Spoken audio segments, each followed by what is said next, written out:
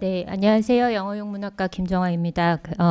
이렇게 인문대 여러 선생님들과 욕망이라는 흥미로운 대화를 주제로 이제 대화하는 자리에 함께 하게 돼서 이제 굉장히 감사하고 또 영광으로 생각하고 있습니다.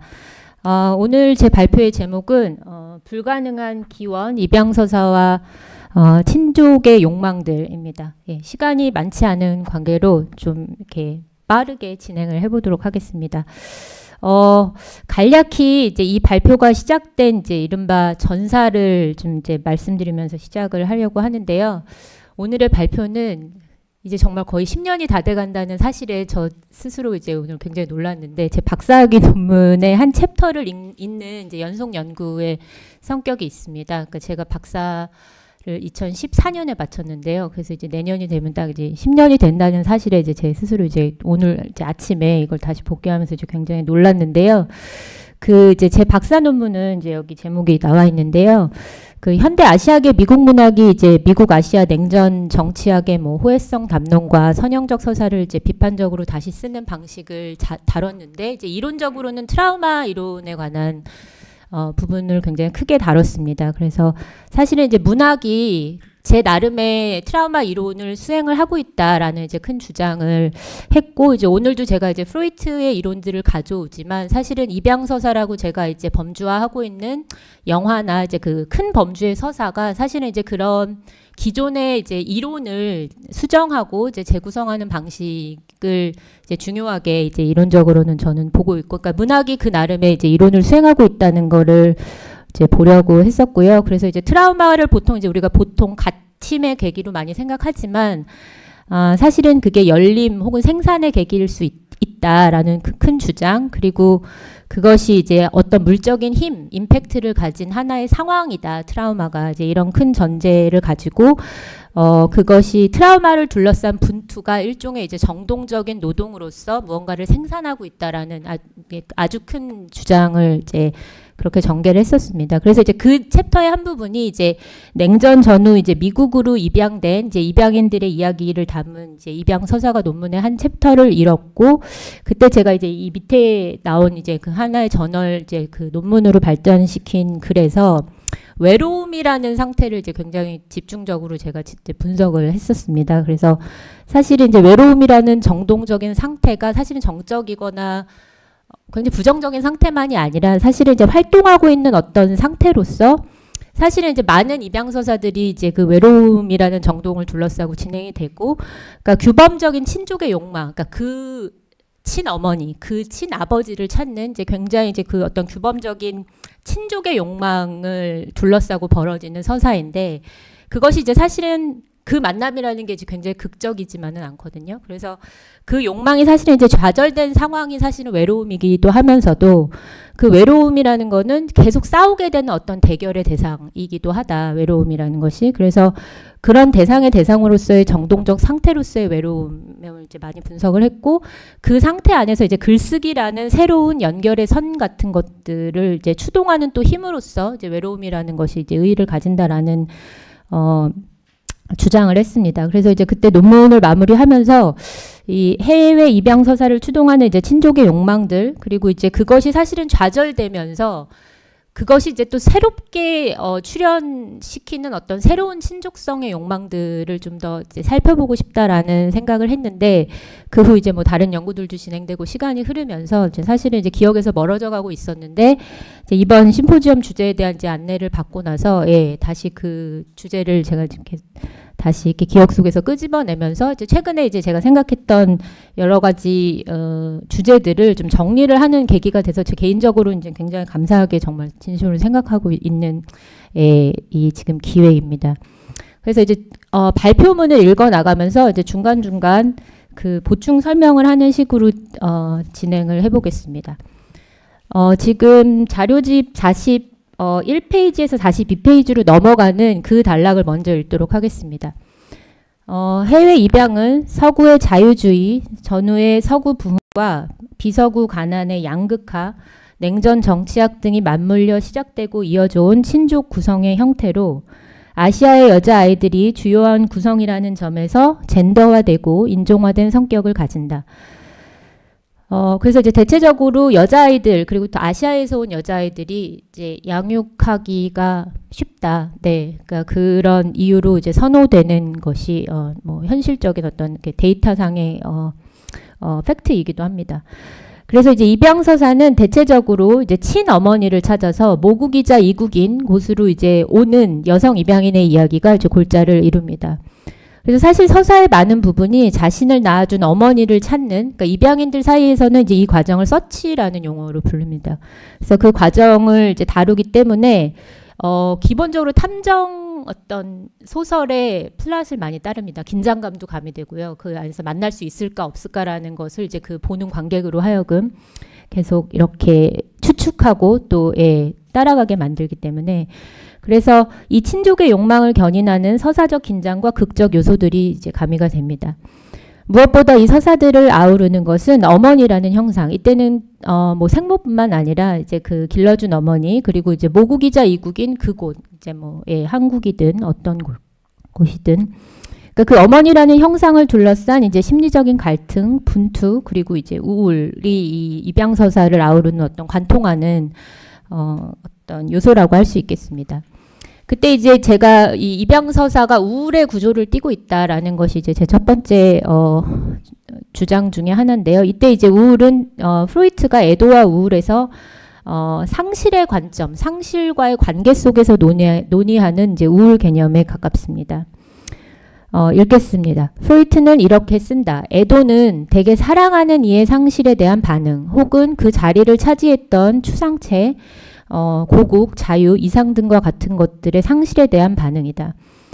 시간이 지나면서 애도는 상실한 대상에 집중되었던 리비도를 거둠으로써 그 관계에 모종의 매듭을 짓는다. 결국 사랑하던 대상에 리비도를 집중시켰던 때의 어떤 기억과 기대가 각기 되살아날 때마다 리비도가 과잉 집중되기도 하지만 다른 한편에서는 현실을 존중하는 가운데 리비도의 이탈도 이루어진다.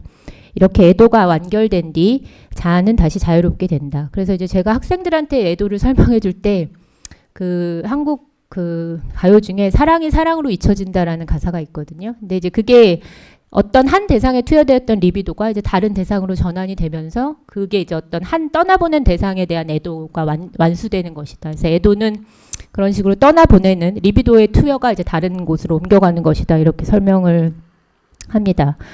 그런데 이제 우울은 어렵고 긴 경로를 가게 됩니다. 대상에 집중되었던 리비도는 이탈되거나 다른 대상으로 방향을 전환하지 않고 자아 속으로 들어온다. 그렇게 내 안으로 들어온 너는 나와 동일시 된다. 너와 나 사이의 갈등은 내가 내 안에서 나와 버리는 이제 드라마가 된다. 그래서 이제 우울자는 프로이트에 의하면 굉장히 가학적인 성격을 가집니다. 그래서 이제 떠나버린 대상에 대한 분노를 내 안으로 들여와서 그 밑에 줄에 보면 우울적 상황 안에서 나와 타자의 갈등은 내 안의 분열로 전환이 되는 것이다. 그래서 이제 그 입양서사에서도 주인공은 상실을 초래한 대상에게 이제 그 분노를 이제 쏟아낼 수가 없죠. 그러니까 그 서치는 생모라는 매우 구체적인 상실의 대상을 찾아 나서면서 시작하지만 그 여정에서 이제 목도하는 상실의 대상은 뭐 실제적으로는 없거나 때로는 이제 형체가 없어 추상적으로 나타납니다. 그건 이제 엄마도 아니고 뭔가 자신의 어린 시절도 아니고 어떤 그러니까 그 모든 거를 이제 어떤 종합하는 그 무엇인데 사실은 자신이 무엇을 잃어버렸는지 모르는 어떤 상황, 형체가 없이 추상적인 어떤 상실을 목도하죠. 게다가 이미 벌어진 상실을 회수할 수 있는 방법은 없다.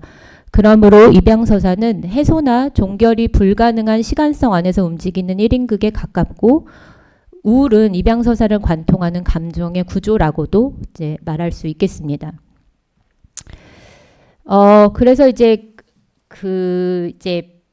이처럼 이제 입양서사가 상실과의 끊임없는 대결을 다루는 이제 우울의 구조를 가지고 있다라는 부분에 대한 이제 말씀을 드렸는데, 지금 이제 이 부분을 읽으면서 잠깐 설명드렸던 이제 가학성의 차원, 이 실질적으로는 이 입양서사 이제 바깥에서 실제로 이제 입양인들 내부로 가해진 이 공격성 가학성이 실제로는 그 굉장히 높은 자살률로 나타납니다. 사회학적으로는 그 입양인들의 이제 높은 자살률이 있고요.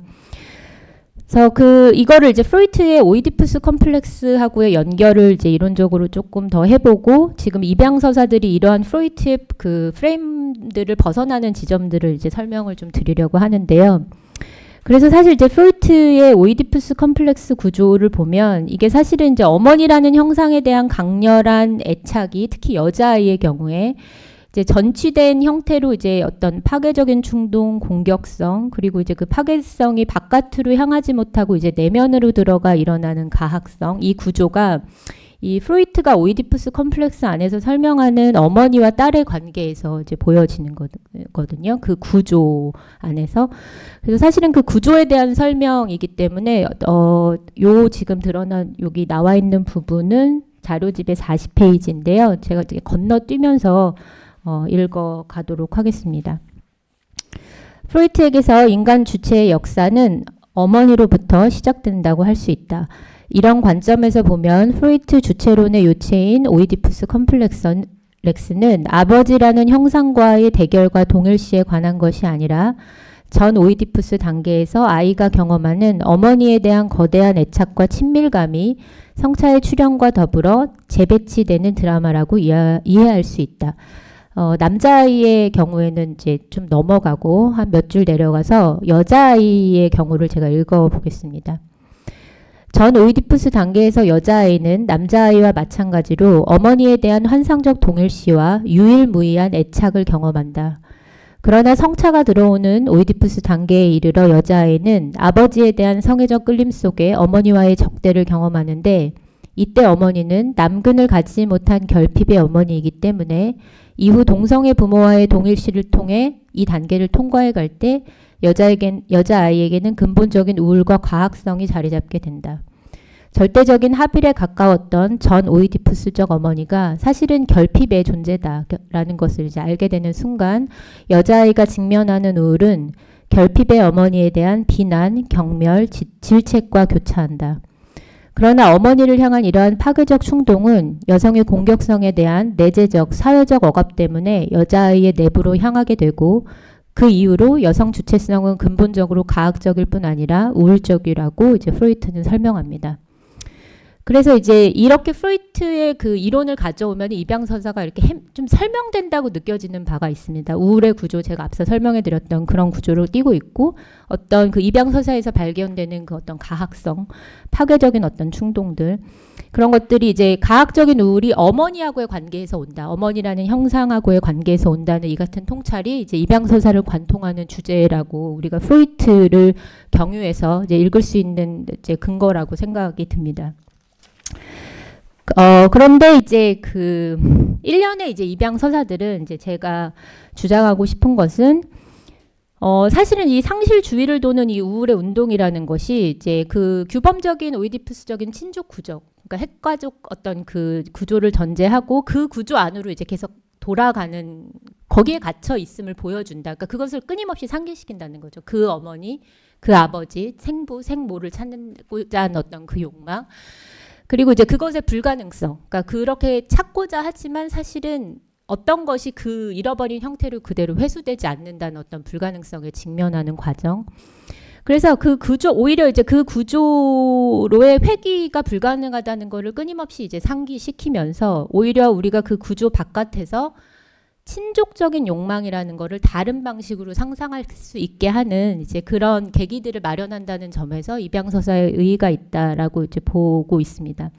그래서 이제 말하자면 정신분석 이론을 수정하고 재구성할 수 있는 탈오이디푸스적인 계기들이 입양서사에 있다라는 이제 그 주장을 하고 있습니다. 그래서 시간이 한 5분 정도 남아 있는 것 같은데, 원래는 이제 제가 약간의 이 다큐멘터리 트레일러도 좀 이제 보여드리고 싶었는데 이제 다 이제 넘어가도록 하고 아주 간략하게 소개를 해드리겠습니다.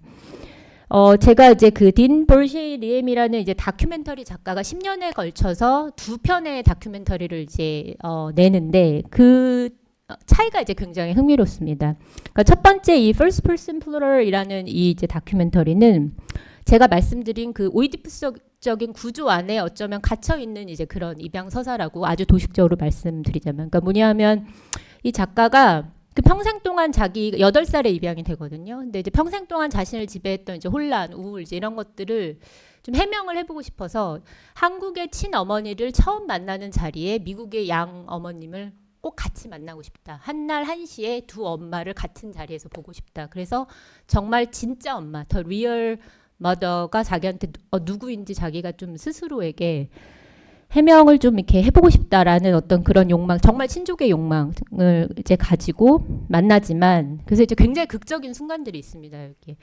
그런데 이제 사실은 혼란스럽고 어려운 이 만남 끝에서 이 친족적인 원본이라는 건 해명이 되지 않죠. 당연히 이제 해명이 되지 않고 이제 작가 스스로한테 이제 어떤 답이 주어지지 않는데, 이 다큐멘터리는 이제 작가가 한국인 남편하고 결혼해서 아들을 낳는 사진으로 이제 마무리가 됩니다. 그래서 이게 이제 개인적으로는 작가 개인에게는 이제 개인적인 안정을 찾는 거고, 그러니까 그렇게 어떤 뭔가 그 한 개인의 그 삶 안에서 이제 그런 안정을 찾는 것 그 자체로의 어떤 의의가 있는 것이지만, 이제 우리가 그 입양 서사를 어떤 친족성의 어떤 이론화라는 측면에서 이거를 이제 그 렌즈로 이걸 봤을 때는 그 규범적인 친족 구조의 굉장히 대리구 보충적인 어떤 완성으로 끝나는 거죠. 어떤 서사의 차원에서. 그래서 이제 그 어머니를 찾고자 했던 그 욕망을 대리 보충하는 어떤 대안적인, 그러니까 대안적이라기보다는 또 다른 어떤 그 친족 구조를 이제 완성하는 것으로서 이제 끝나죠.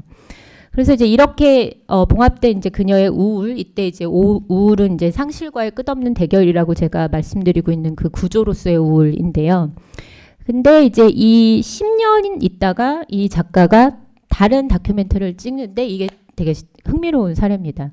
제목은 이제 In the Matter of 차정희라는 여자를 찾는 다큐멘터리인데, 이게 이제 그 제가 말씀드렸던 것처럼 그 친어머니를 찾는 서치의 과정이 이제 입양서사의 탐정소설적인 긴장을 구성을 한다면, 이 다큐멘터리에서 차정희라는 여자는 누구냐면 이 작가가 입양될 당시의 이름이에요. 그런데 사실은 이 작가의 본명은 강옥진이라는 이름이거든요. 근데 이제 입양 당시에 그냥 어떤 서류상의 편의, 행정적인 편의를 위해서 자기보다 한 살 많은 어떤 그 미지의 차정이라는 여자의 이름으로 입양이 된 거예요. 그래서 제가 이제 이 두 번째 줄을 읽어보면, 차정희는 한국 이름 강옥진이었던 볼시엘 리엠이 미국으로 입양될 당시 부여받은 정체성이다. 강옥진보다 한 살 위였던 차정희는 미지의 낯선 인물이지만 공식적으로는 그녀의 한국 정체성이고 그녀의 삶을 규정해왔던 이름이다.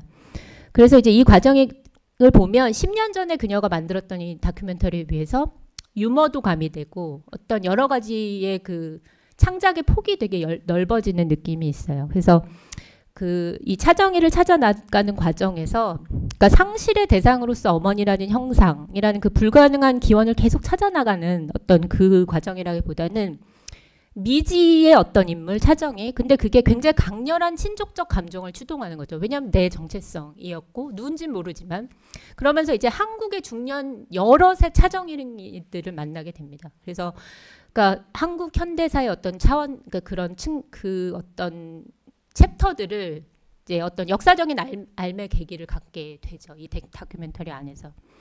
그래서 그 차정희를 찾기 위해서 이제 평범한 중년의 여러 차정희들의 삶을 듣게 되는 이 작가의 여정은 상실과의 끝없는 대결이라는 구조적 차원에서는 이제 여전히 우울의 서사이면서도 어머니와 자신에게 쏟았던 그 비난과 질책과 경멸의 파괴적인 정동들을 차정희들이라는 미지의 친족들을 향한 강렬한 이끌림의 감정들과 역사적 알매 계기로 전환한다는 점에서 탈오이디푸스적인 친족 구조를 지시한다라고 이제 말할 수 있을 것 같습니다. 감사합니다.